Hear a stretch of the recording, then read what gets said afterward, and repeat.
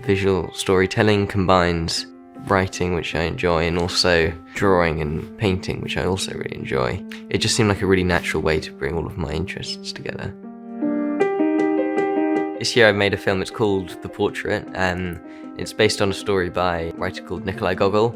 It's about an artist who sort of has to conform to what people want and paint for being famous and making money. I tried to make it feel sort of slightly funny because all the characters are sort of weird and eccentric, but with this sort of more sinister undertone. I became obsessed with watching German films from the 1920s, and so I tried to introduce that into my film. It felt sort of unnatural at first, just saying, you got to do this again and change the way you did that. But aided in part by the storyboard I drew, which is basically just a comic. It was actually pretty easy to get them to do what I wanted them to do. And when they didn't, it was actually almost more interesting. As soon as I'd filmed the first scene, I just got really excited. I went straight back and I started editing them.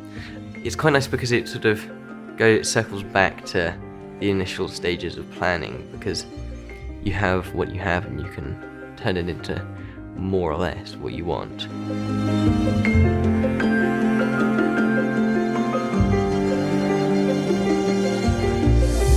Doing an oil painting is like sort of going on a journey. You start somewhere, you end up somewhere completely different. It's so slow because it takes ages for the paint to dry. Actually, it was really fun when I was doing the film, painting all of the artist's work, and even though most of his work is meant to be bad art, so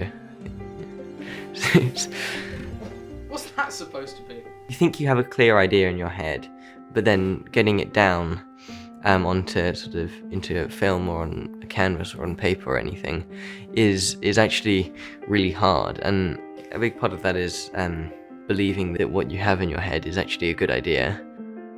And for most of my life, what I have in my head has not been a good idea. Gaining experience is just the best way to not just come up with good ideas, but also be able to implement them into what you're doing.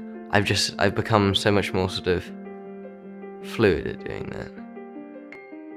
I find it easier to listen to people than to talk to them. My way of speaking isn't talking, but it's doing art, and so there's a real drive to just be doing art the whole time for me.